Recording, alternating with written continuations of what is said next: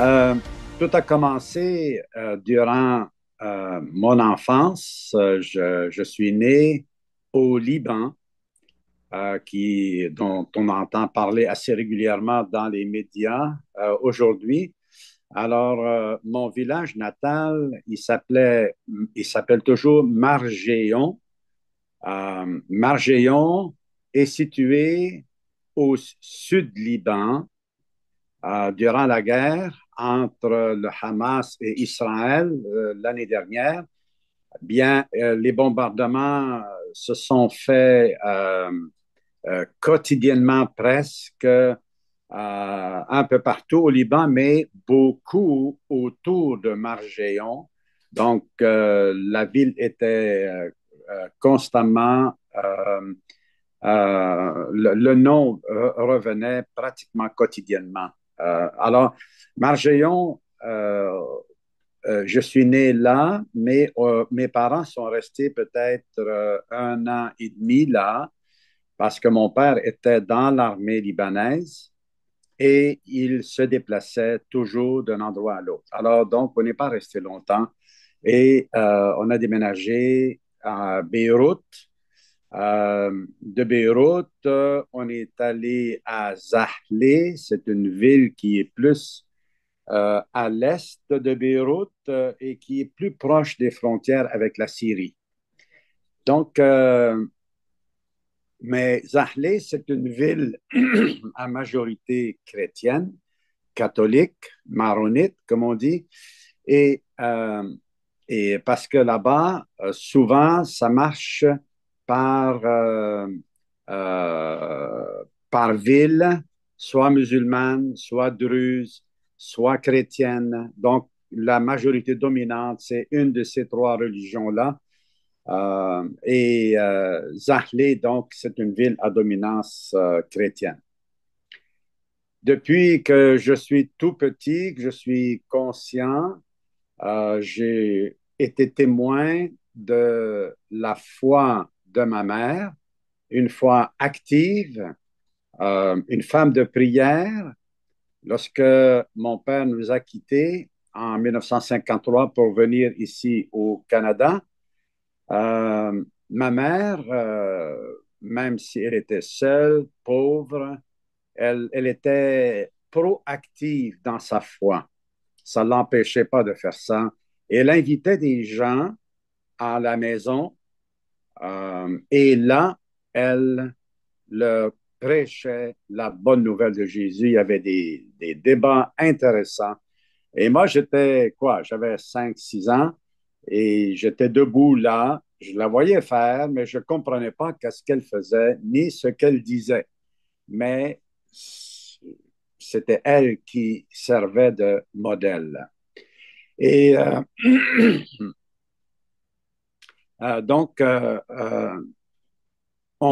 j'ai vécu un peu dans une atmosphère comme on voit dans l'Ancien Testament et le Nouveau Testament. Quand je lisais, par exemple, le livre de Ruth après ma conversion, waouh, c'était comme ça que je vivais. Lorsque je vois Jésus se promener sur le dos d'un âne ou marcher sur une région montagneuse, ben, c'est comme ça que j'ai vécu également, puisque la, le terrain dans le sud Liban est le même que dans le nord d'Israël. Donc, ça se ressemblait. Euh, alors, avec ces pensées-là, ma mère, un jour, elle a décidé de quitter le village et on est déménagé donc à Zahle. À Zahle, elle a découvert une église protestante évangélique. Il faut dire que dans mon village où on habitait, Hirsha, que ça s'appelait, c'était une église orthodoxe. Et mon père m'avait fait baptiser dans la religion orthodoxe. Ma mère était à l'origine orthodoxe aussi, mais elle avait reçu l'amour de la parole de Dieu à travers son père, qui semblait être un vrai croyant évangélique, même s'il était dans cette religion-là. Euh, Ma mère, elle était venue au Seigneur à travers sa sœur qui a rencontré Christ à Beyrouth. Et là, ma tante Elmaz, elle s'appelle, oui, elle n'est plus sur la terre aujourd'hui, elle est rendue au ciel, mais ma tante a évangélisé toute la grande famille et ma mère s'est convertie. Quand on est allé au Liban en 2019, eh bien, tout le monde dans la famille qu'on a visité connaissait ma tante Elmas parce que elle était toujours très engagée, très active dans sa foi. Alors, c'est magnifique d'avoir connu ma tante et puis avoir connu ma mère également. Et donc, à Beyrouth, oui, on fréquentait l'église orthodoxe. Et quand j'entrais dans cette église-là, je regardais toutes les images. C'était couvert, c'était tapissé d'images, soit de scènes bibliques, soit évangéliques, soit toutes sortes d'images, le plafond, les murs. Il n'y avait pas de fenêtre, donc c'était sombre et quasiment lugubre. Quand le prêtre faisait le culte, il venait sur la scène en avant avec une grosse Bible épaisse comme ça, là, puis vraiment grosse Bible. Et il y avait comme des sceaux aux quatre coins de cette Bible-là. Enfin, quand je le voyais, euh, j'étais comme impressionné, intimidé. C'est comme si il n'y avait pas moyen de comprendre la Bible. Il y avait seulement le prêtre qui pouvait la comprendre parce que sinon, elle est fermée. Or, quand je voyais ma mère, comment la parole était vivante dans sa vie, puis qu'elle utilisait la Bible librement, ça faisait comme un contraste dans mon esprit et Dieu euh, m'a semblé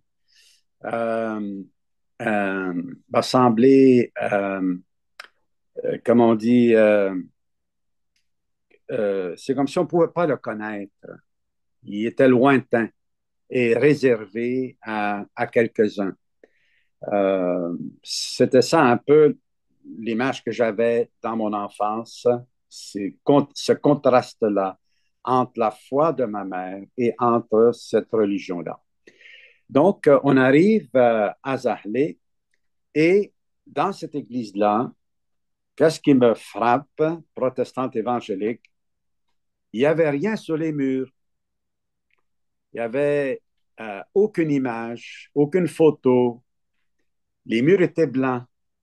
Je suis impressionné. Il n'y avait rien sur le plafond.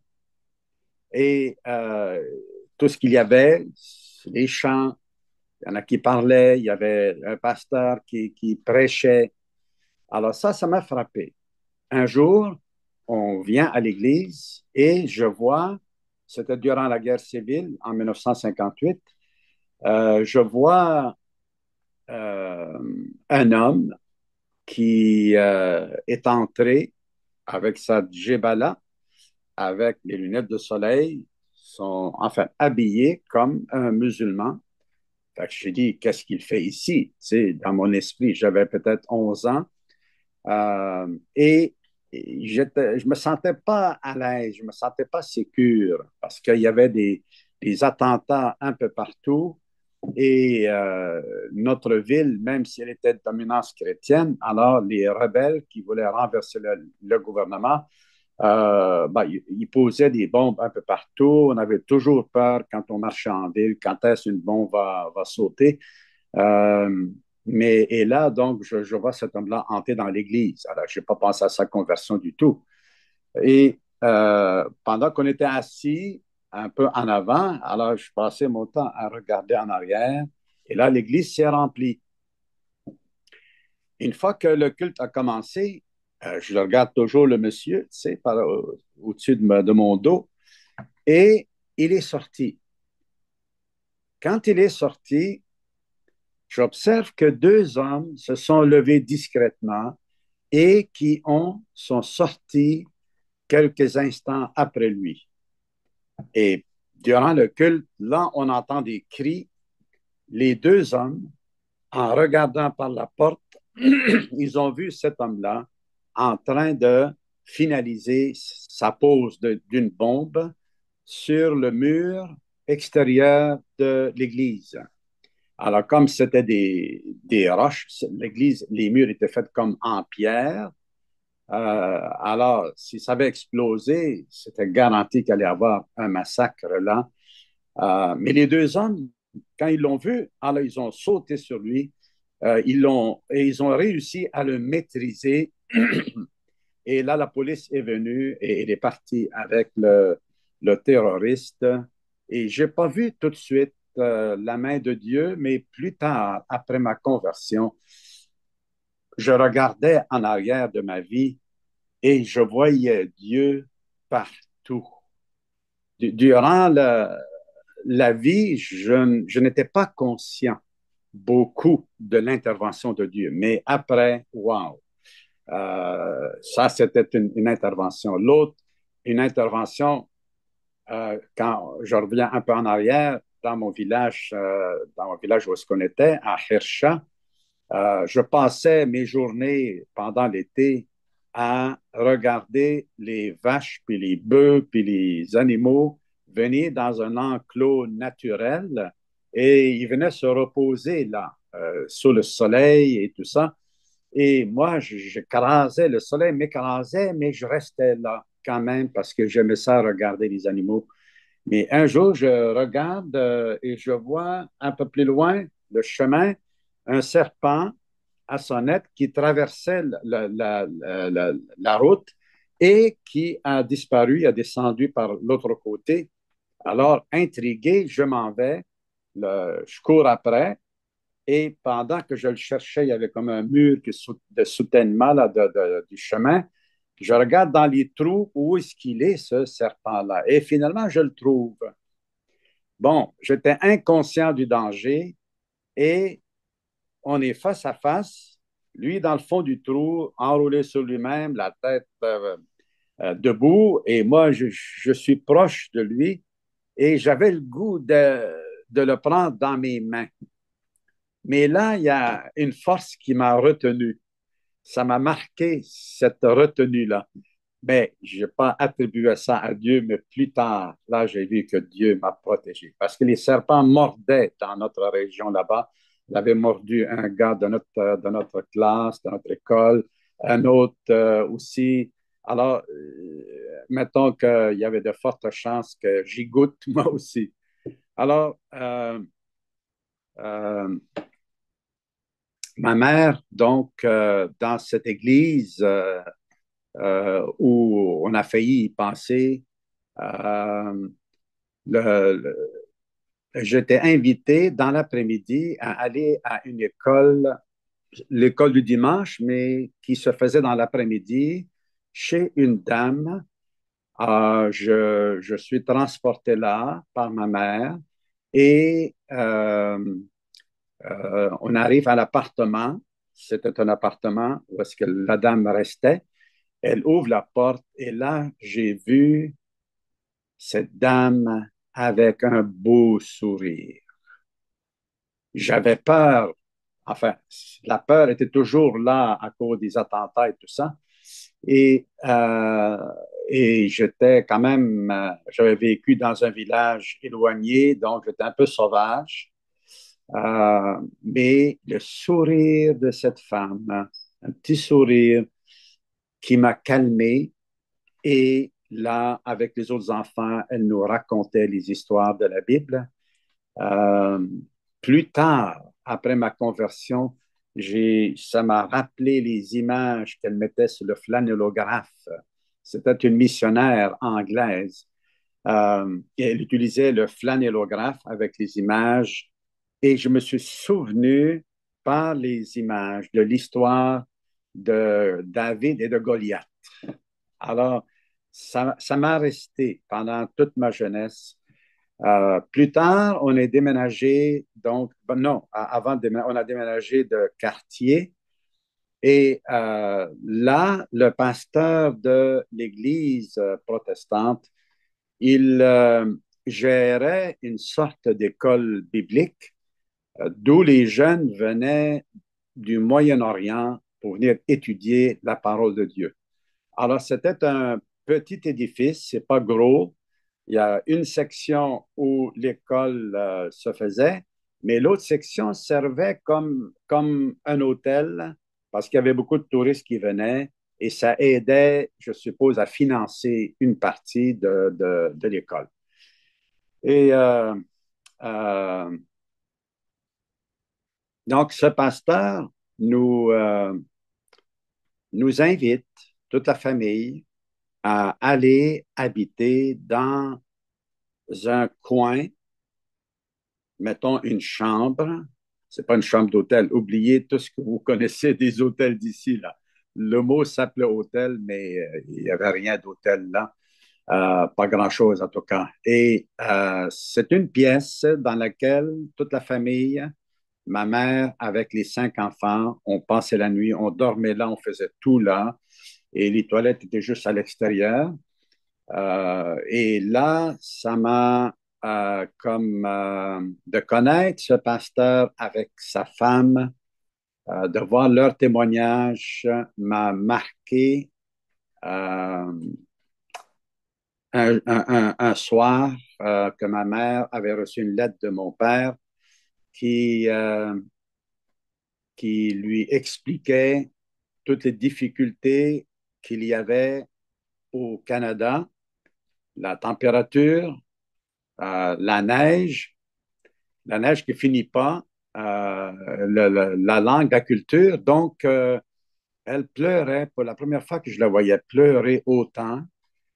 Pourtant, c'est une femme forte, une femme battante. Elle a toujours eu la joie de vivre malgré les conditions de vie tellement difficiles. Euh, Parce que mon père ne faisait pas d'argent ici. Il ne parlait pas ni français ni anglais, mais il est allé au lac Saint-Jean et là, il travaillait très dur, 7 jours par semaine, pour pouvoir survivre. Alors, pour faire une histoire courte, 5 ans après que mon père était ici, il nous a fait venir. Il a fait venir la famille. Il a dû emprunter pour ça. Et on est arrivé et j'ai vécu une situation qui m'a fait vraiment penser au retour de Jésus. On ne savait plus à quoi ressemblait notre Père.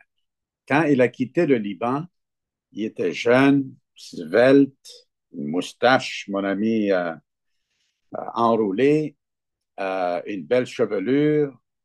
Il était un bel homme. Et il nous avait quittés comme ça. Mais euh, là, on se demandait comment il était. On avait reçu une photo de lui qui était à côté comme ça sur son auto. On s'est dit, ah, mon père a une auto. Et il y a juste les riches qui ont des autos au Liban. Alors donc, on était impressionnés, mais on s'ennuyait tellement de lui que finalement, on était tellement heureux de le revoir. Mais comment ça s'est passé? C'est qu'on était à l'aéroport, on nous a fait asseoir dans un endroit, et là, je découvre le système de chauffage à l'eau chaude. Ah, c'est chaud ça. Et, euh, et on attendait. Chaque fois qu'il y a un homme qui passait, on se demandait si c'était lui. Fait que là, on regardait cet homme-là, on le regardait comme ça des yeux. Non, c'était pas lui. Un après l'autre, finalement, il y en a un homme qui vient, il y a une bédaine, il n'y a pratiquement plus de cheveux, moustache là. Alors, on s'est demandé, est-ce que c'est lui? Non, c'est pas lui. C'est lui? Non, c'est pas lui. Et il se rapproche vers le comptoir qui est à une petite distance de où est-ce qu'on était assis. Il signe des papiers. Il se tourne vers nous, les larmes aux yeux. Et tous ensemble, la famille, on a crié, c'est lui! On a couru vers lui. On s'est accroché à lui. C'était un des plus grands jours de ma vie.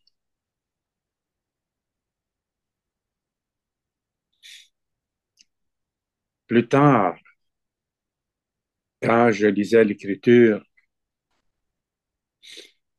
et que Jésus annonce qu'il va revenir et que notre plus grande récompense, c'est qu'on va le voir face à face, qu'on va voir Dieu face à face. Ça m'a fait penser à cette rencontre, à ces retrouvailles avec mon Père.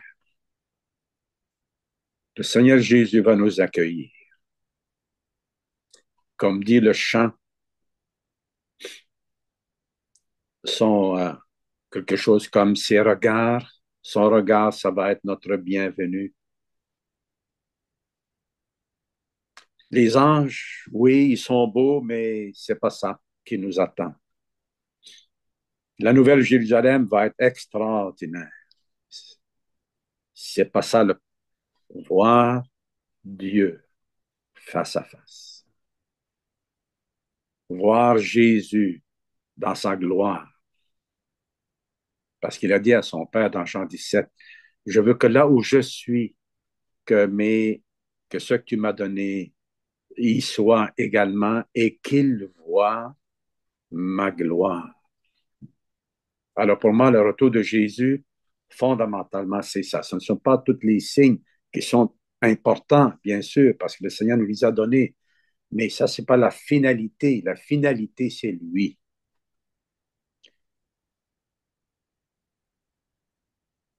Alors, donc, suite à nos retrouvailles ici à Montréal, à l'aéroport, nous sommes allés directement à Alma, où mon père habitait.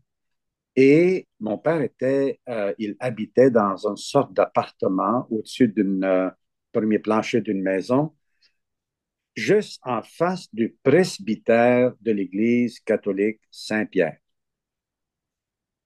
Je saute encore, il y a tellement de choses à raconter, mais le prêtre m'invitait pour aller dans son bureau pour le rencontrer et il voulait que je me fasse baptiser parce que mon jeune frère et ma jeune sœur euh, se sont fait baptiser dans cette église l'année d'avant.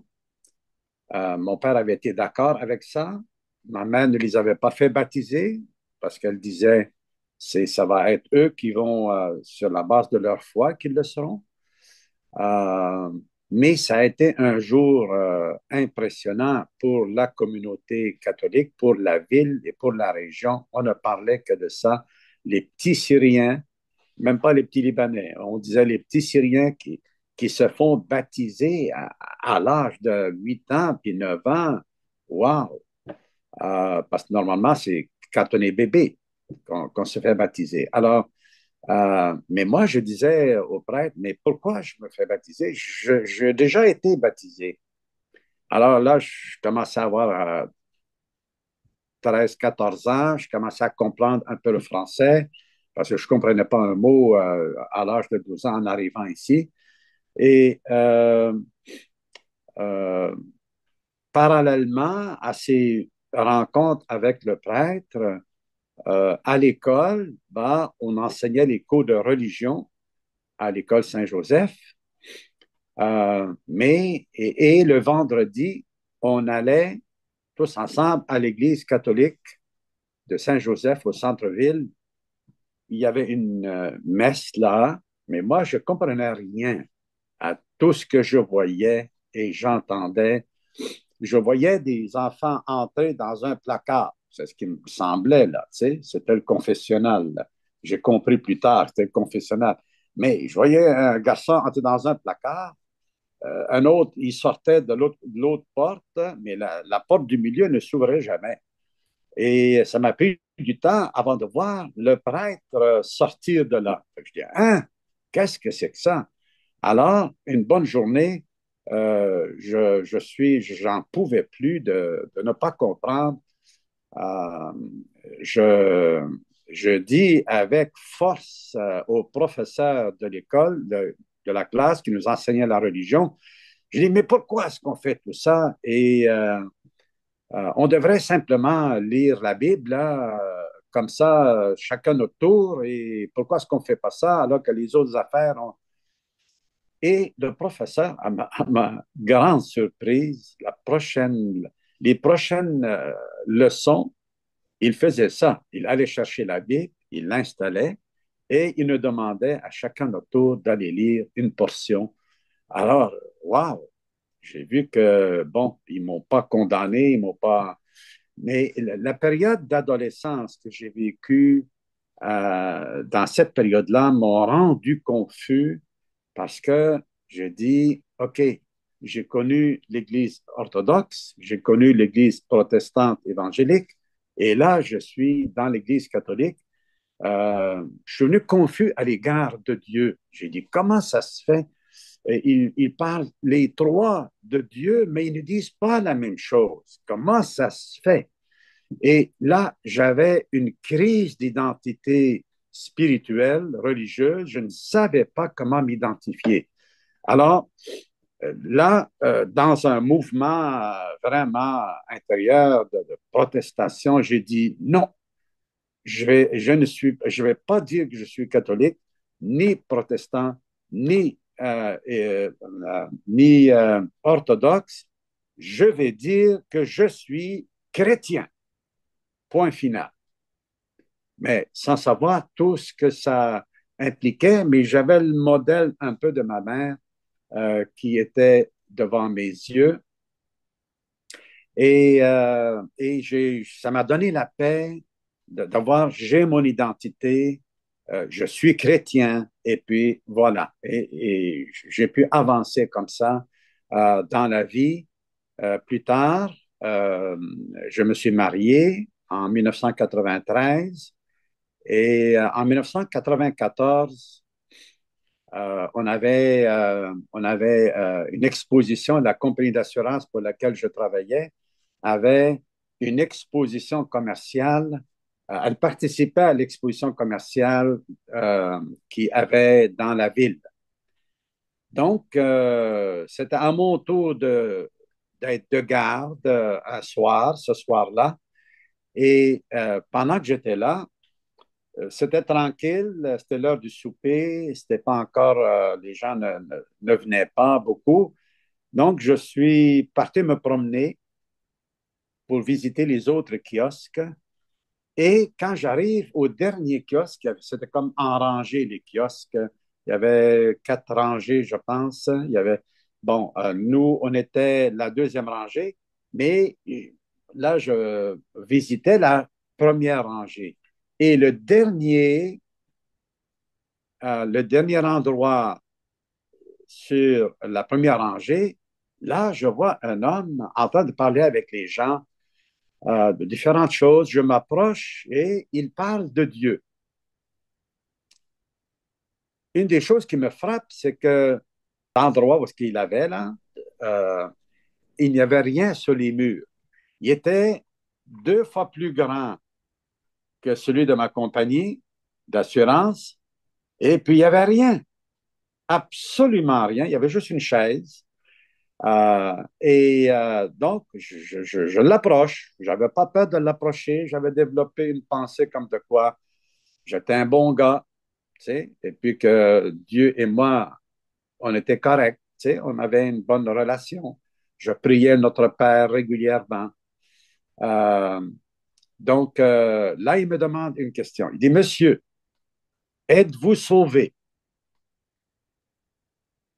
Je l'ai sauvé, tu sais, de quoi, de qui? Il dit, si vous mourrez ce soir, êtes-vous certain d'aller au ciel? Or, la question m'a frappé. Pourquoi? Parce que moi, comme représentant d'assurance, la première question que je demandais aux gens, mes futurs clients, c'est, Monsieur, si vous mourrez ce soir, qu'est-ce qui va arriver avec votre femme et vos enfants? Alors, la préoccupation était le bien-être de ceux qui restent. Mais là, ici, c'est si vous mourrez ce soir, qu'est-ce qui arrive à vous, à moi? Est-ce que vous êtes sûr d'aller au ciel? Alors, je dis, écoutez, n'importe qui peut dire qu'il est sûr d'aller au ciel, mais moi, je fais étalage de mes bonnes œuvres. Et ben, il dit, savez-vous, monsieur, que toutes ces choses-là ne vous mèneront pas au ciel? Et là, il a continué à parler, mais ça m'a agacé qu'il me dise ça, hein. Et heureusement qu'il a dit ça. Mais sur le coup, je n'ai pas aimé ça. Tu sais, je lui expose mes perles, mes bonnes œuvres, etc. Mais il me dit, c'est pas assez pour aller au ciel, franchement. Donc, on se laisse là. Plus tard, euh, on est invité à un mariage dans l'église baptiste de cette île. Fait qu'on va là, et c'était un de mes amis qui se mariait euh, avec une femme qui était, elle, évangélique, et il semble que lui, il avait fait profession de foi aussi. Je dis, oh, qu'est-ce que c'est que ça? Euh, et pendant la cérémonie du mariage, Ginette et moi, on a eu l'impression étrange que notre mariage n'y était pas bon. Tellement de ce qu'on constatait, la simplicité, l'authenticité, la belle parole de Dieu qui est annoncée. Euh, Moi, j'ai été frappé par le message. Mais Ginette, elle, elle a été frappée par... Non, excusez, le contraire. Moi, j'ai été frappé par le messager. Ginette par le message. C'était le pasteur Bill Phillips qui avait prêché et c'était lui qui avait le droit de marier légalement.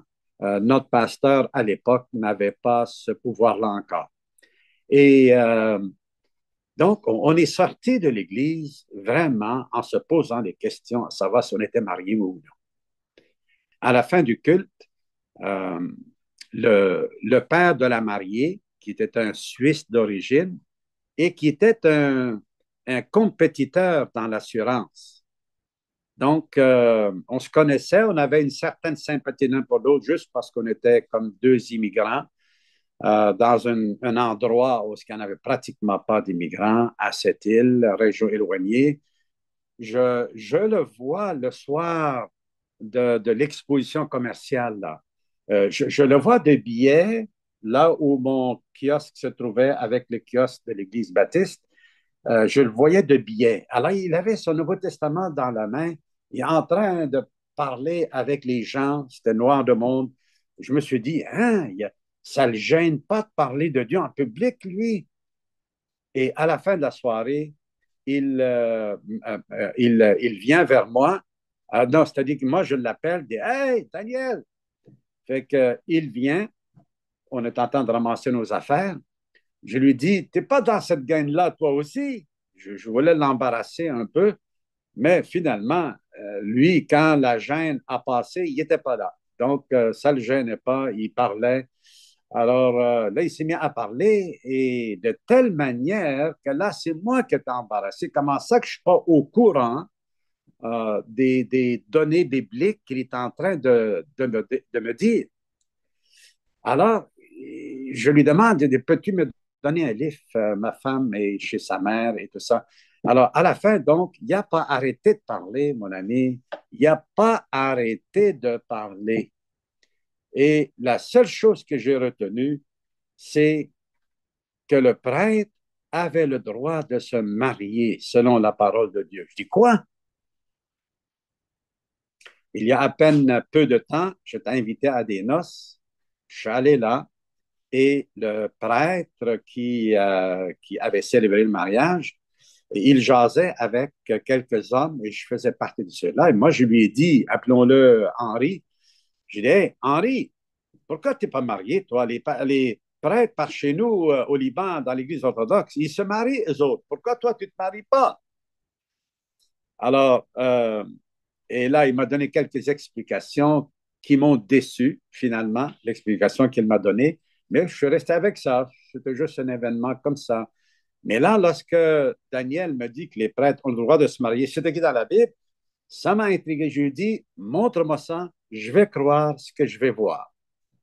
Donc, il ouvre, on avait arrêté la voiture devant la porte et il me montre dans 1 Timothée chapitre 3 les qualifications d'un ancien, d'un évêque. Et mon ami, ça a été un coup. Je dis, hein, comment ça se fait qu'ils ne me l'ont pas dit?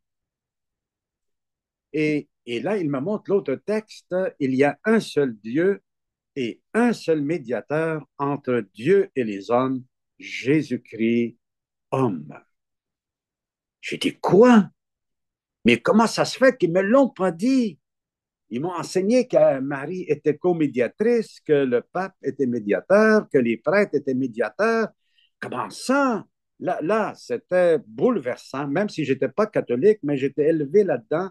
Et depuis notre arrivée au Québec, ça me troublait. Et c'est comme si, après ça, là, Dieu me disait, ben, Michel, euh, là, maintenant, tu connais la vérité. Qu'est-ce que tu vas faire? Parce qu'il m'a montré un autre verset, c'est que chacun de nous rendra compte à Dieu pour lui-même. Là, j'ai dit, ah, donc je vais être là, il n'y aura pas ni pasteur ni prêtre à côté de moi pour me défendre. Quoi? Face à face. Et là, ça me troublait encore un peu plus.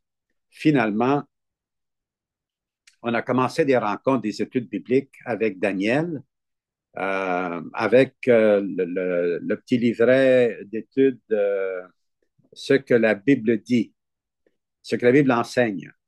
Et arrivé vers la quatrième leçon, c'était sur la nouvelle naissance. Donc, dans cette rencontre-là, Daniel avait invité le pasteur. Et le pasteur me montre le premier verset, il n'y a point de juste, pas même un seul. Vous connaissez ce passage-là, mais à l'époque, moi, je ne connaissais rien de tout ça. Euh, et j'ai dit, quoi? OK, il n'y a pas de juste, pas même un seul.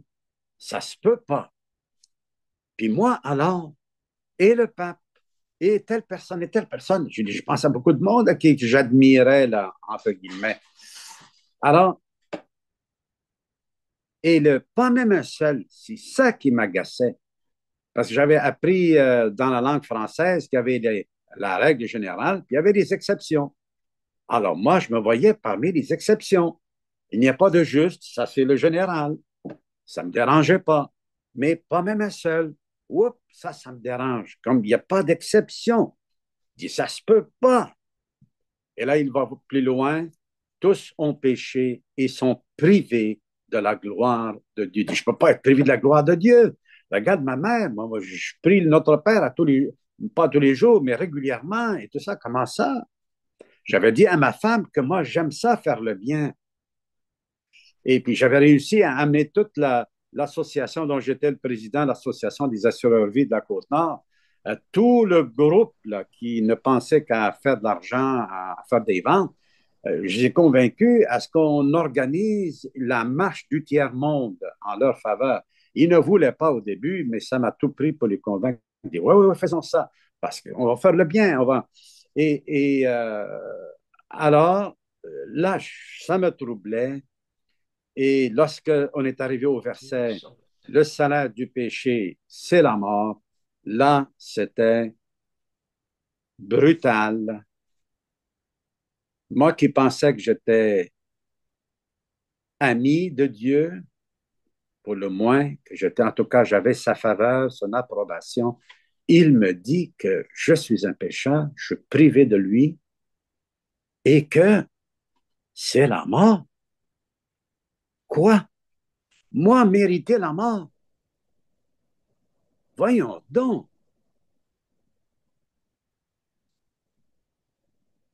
Si je disais oui,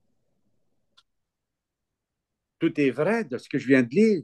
C'est comme si mon château de cartes, le château de mon identité religieuse tombait, s'effritait. Mais si je disais non, ça voulait dire que Dieu a tort. Oh, j'osais pas dire que Dieu avait tort. J'avais peur, j'étais pris entre les deux. Alors là, le pasteur, il me montre un autre verset comme si ce n'était pas assez pour m'achever, on dirait vraiment là, dans Apocalypse chapitre 20, où Dieu dit, euh, mais pour les menteurs, pour les adultères, pour une catégorie de gens, mais les menteurs faisaient partie de ceux-là. Leur part sera dans l'étang de feu et de soufre.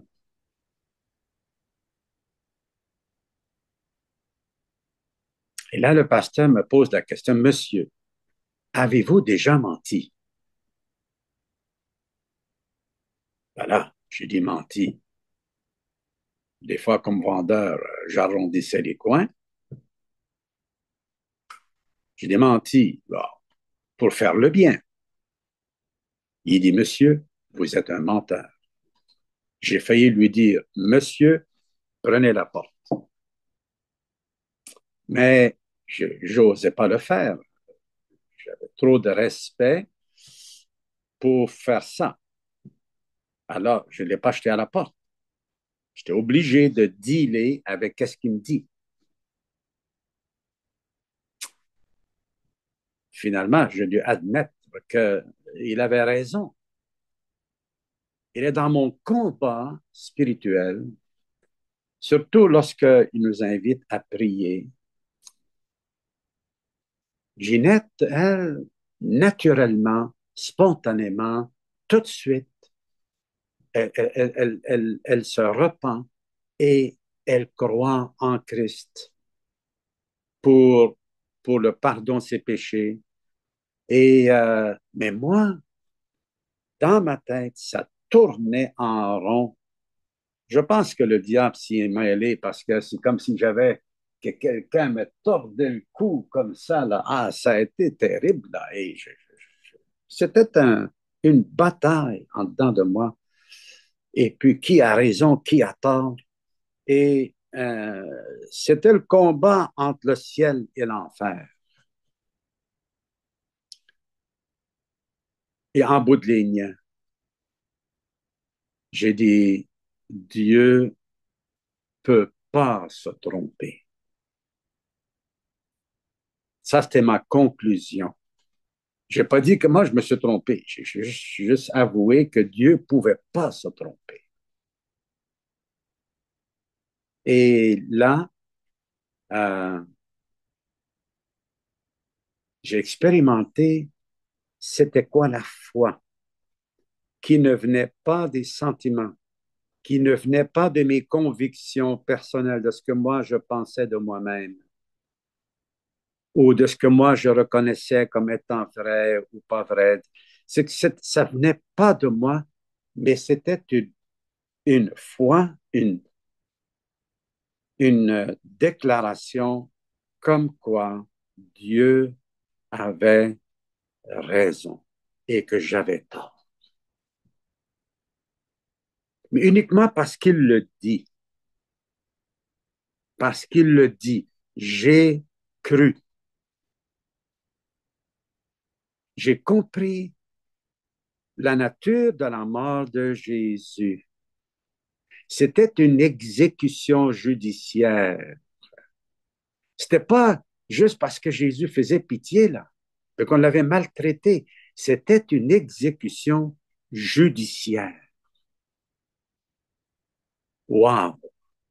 Et je me suis repenti et j'ai cru en lui. Le lendemain, Dieu m'a dit, Michel, tu m'as cru sur parole, tu ne penses pas que tu es aussi pécheur que tu l'as cru. Je vais maintenant te montrer que ce que tu as cru, c'est la vérité. Et il a ouvert mes yeux miraculeusement sur moi-même et je me suis vu l'homme à deux faces. J'ai vu mes péchés, l'horreur de mon cœur, de mes pensées. C'était terrible. C'était terrible. Le combat, encore un autre combat qui commence. Et là, j'avais le sentiment que Dieu démolissait les images, les icônes, et il démolissait tout dans sa maison parce que je lisais qu'il a fait de notre corps son temple. Alors, il était en train de démolir les, tout ce qui était mauvais dans sa maison et jeter ça dehors. Jeter ça dehors. Ah, que c'était difficile.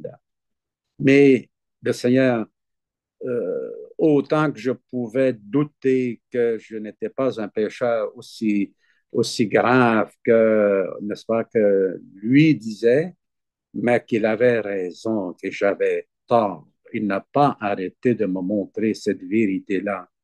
Et il m'a convaincu qu'il a raison et que j'avais tort.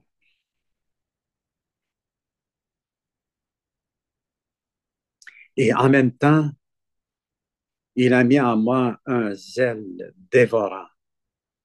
Et je me suis mis à témoigner, à parler de lui à toute personne. Pourtant, je suis un gars réservé, un gars timide. C'est ce que j'étais énormément. C'est pas que tout est parti, mais à l'époque, je souffrais beaucoup de cette timidité-là. Je combattais, je cherchais des façons pour m'en débarrasser. Et puis, c'était très, très difficile. Et là, spontanément, mon ami, je parlais avec n'importe qui, presque tous mes clients. Je leur parlais. Une fois qu'on a, des fois même, je suis arrivé une fois ou deux où je n'ai même pas vendu rien, je n'ai pas parlé d'assurance, j'ai juste annoncé la bonne nouvelle de Jésus. Je suis sorti sans vente, mais j'étais plus joyeux que lorsque j'ai vendu. Et j'ai parlé avec mes compagnons du bureau, mon gérant des ventes, qui s'est converti. Il est devenu pasteur jusqu'à qu'il a pris sa retraite il y a à peine quelques années. Mon ami Olivier, que j'admirais beaucoup et qui était celui qui m'avait vendu ma première police d'assurance avant ma conversion. Et on avait développé vraiment une bonne relation. Et Olivier, qui s'est converti avec son épouse à un autre, qui s'appelait Raymond. Raymond est devenu un évangéliste. Il avait juste une cinquième année. Il a très bien réussi comme vendeur. Et quand il a arrêté de travailler, il est allé au Nouveau-Brunswick, c'était chez lui. Et une couple d'années plus tard, il revient à cette île. Il dit, Michel, ça fait 33 personnes que je conduis au Seigneur. Il témoignait, lui, il témoignait comme il respirait. Et c'est magnifique. Il est resté, il est encore aujourd'hui à 88 ans, aussi zélé que dans ces années-là. C'est magnifique de voir ça, d'être témoin. Et il y avait un autre, Régent, qui s'était converti lui aussi. Et lui aussi, il est devenu pasteur pendant quelques années. Il a dû quitter pour différentes raisons. Et ça, c'était formidable de voir Dieu agir comme ça.